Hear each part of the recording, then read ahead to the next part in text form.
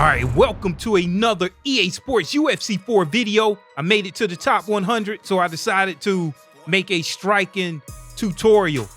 Please don't forget to subscribe to the channel. You see I'm working hard. We got new graphics. All I'm asking for is 250 likes on this video before I start working on the next video. Let's get right into it. In this video, we're going to be talking about striking tips, covering everything from head movement, how you want to move your head. We also going to be talking about defensive strikes when you find yourself in a tough situation and how you want to vary your strikes for effective combos, and then a whole lot of other stuff. Up first, El Chapo 47 on our ascent to the 100, and you have to learn how to move your head. A huge head knee there. I have Israel Adesanya. Now, what we're going to be looking at here is the jab straight. I conditioned my opponent throughout the whole fight, and just when he thought that I was going to throw that straight, he swayed right into a rear hook.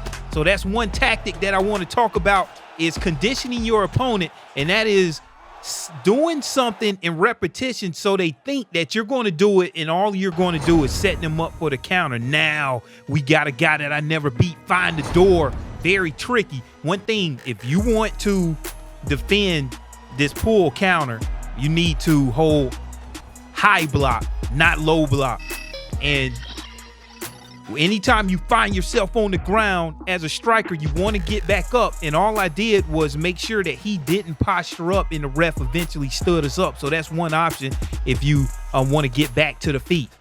Now, anytime you have short-term low stamina, you have to move your head or your body. If not, you can get exposed to the clinch. And it's easy to do, and it's very damaging there. So I landed a huge knee on Find the Door. And then when you see your opponent with a guard like this, he's open for round strikes. So this is just some basic stuff that we're covering. We're going to be breaking his block with straight strikes, and I'm varying my strikes here because whenever I see that guard covering up, I want to go for that round strike to get in for that nice damage. Now, he gets me back to the ground here. Now, this is something that's really important. Whenever you find yourself on the bottom sprawl position, you want to wait for your grapple advantage to build before you try to stand up.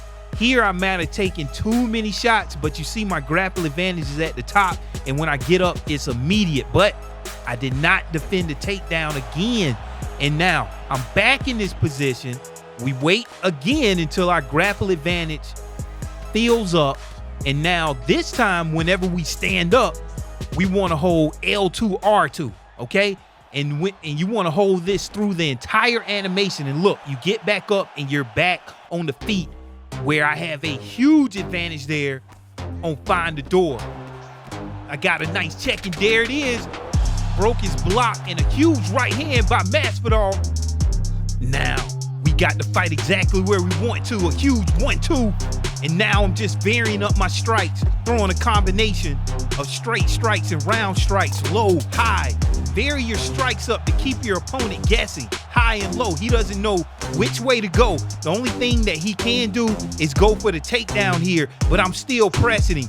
And he finally gets another takedown here.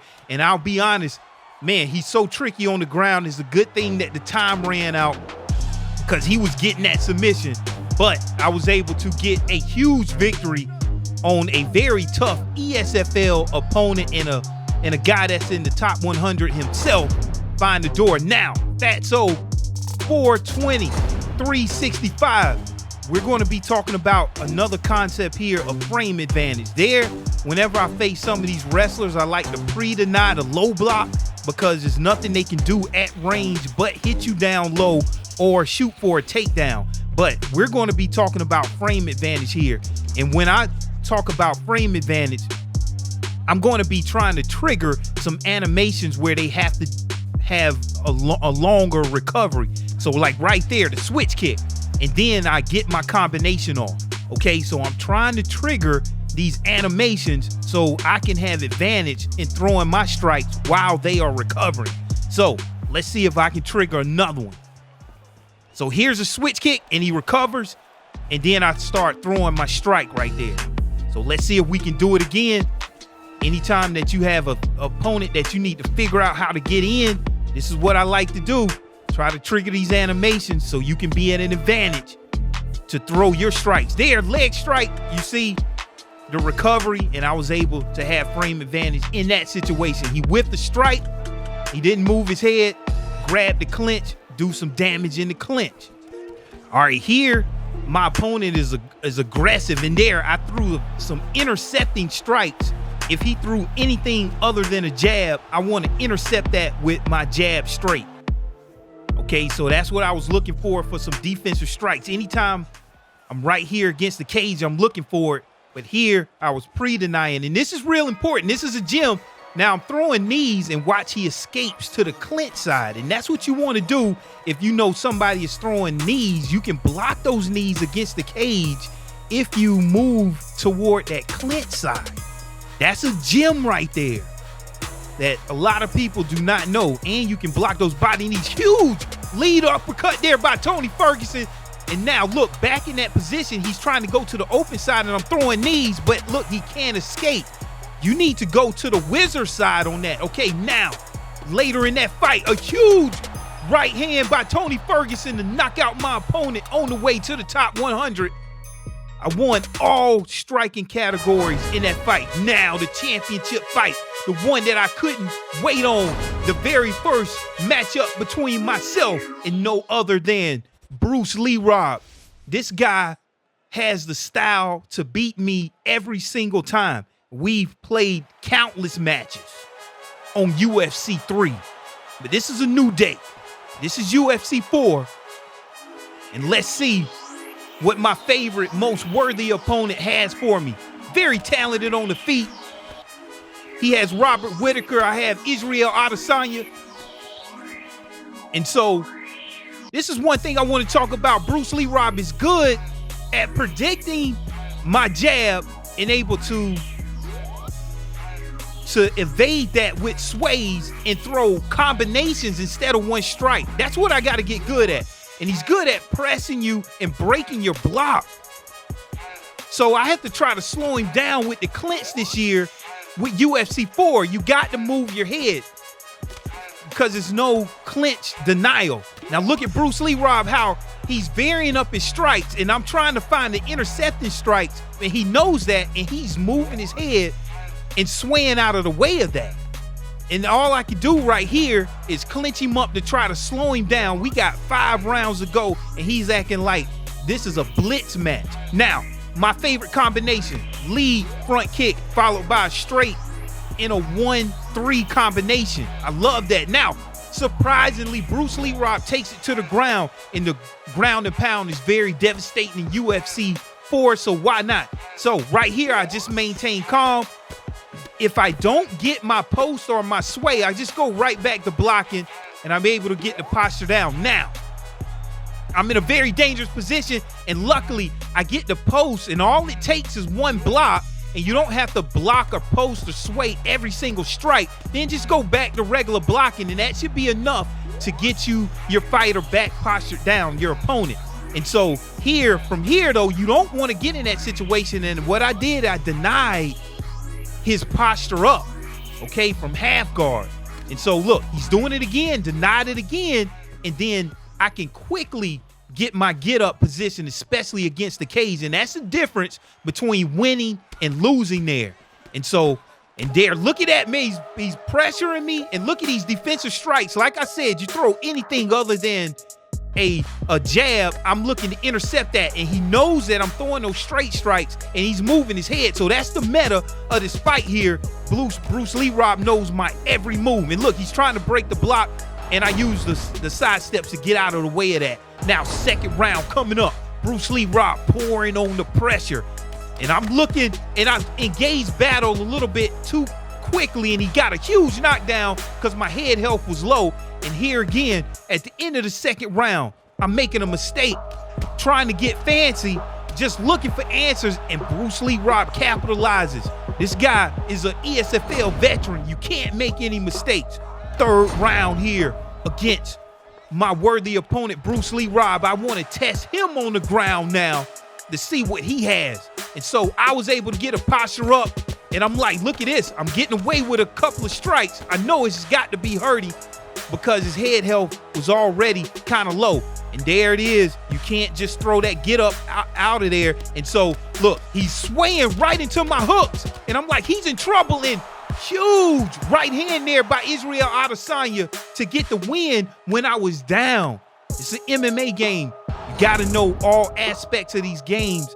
And I just wanted to test my opponent back. And this catapulted me all the way up to number 187 in the top 100 at the time of this recording. And not only was I top 100 at the time in ranked match, I was top 100 in player quick match as well. Now, coming up is the feature fight of the evening, Pack Flip 180. I decided to take a risk and get Francis Ngannou. And I just wanted to be purely boxing. And I face an opponent that thinking the same. And a lot of times, what's going to win you your fight is uncovered in the first minute. And that's what you saw right there. Those timing strikes right to the body. And I want to throw those when my opponent is throwing a hook. Okay? That's what I'm looking for, because he's starting out with that lead hook, because you have a huge reach advantage there. He has a huge reach advantage using Tyson Fury. And so, look, I was able to time one of his straights. I used a major slip in a straight, and you can continue that with a combination. And that's what I want to do. But I got to watch out for the body because that will do damage on Francis Ngannou. And look, my opponent is going high and low, and he's varying his strikes. And whenever he's backing up, that's what I'm trying to do. I'm just trying to wear out his body and kind of play the long game here and see if I can get his stamina down and then start attacking, because you don't want to just go head straight toe-to-toe throwing strikes with one of the best boxers to ever do it in Tyson Fury. So let's try to break him down.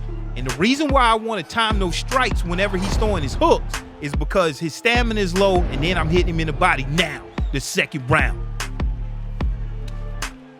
Francis Ngannou with my favorite combination. Even though his kicks are not that powerful, I'm still working that body every chance I get.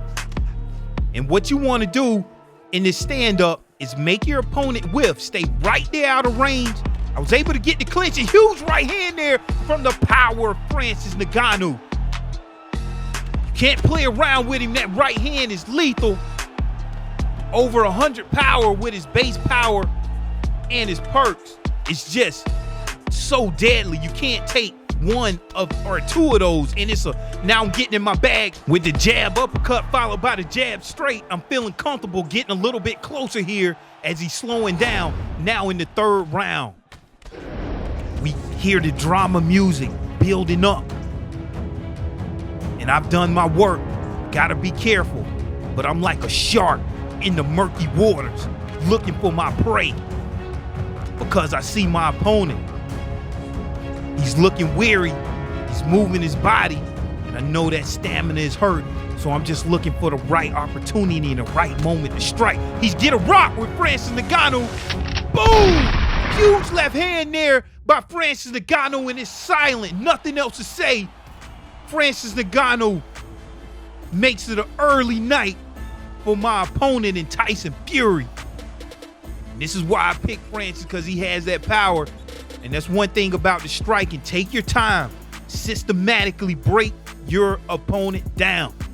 Now, once I got this win, they gave me 13 title defenses, and I ran the table with 10 consecutive wins, all holding the title there.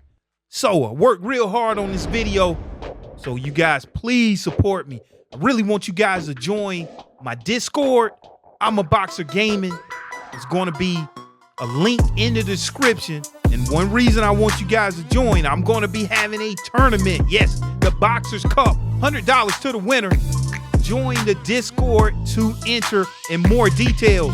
And you see the new graphics, you see the work that I'm putting in. So please subscribe and join that Noti squad. All I'm asking for is 250 likes on this video before I start work on the next video. So man, enjoyed this video. Hope to see you guys in the next. Peace.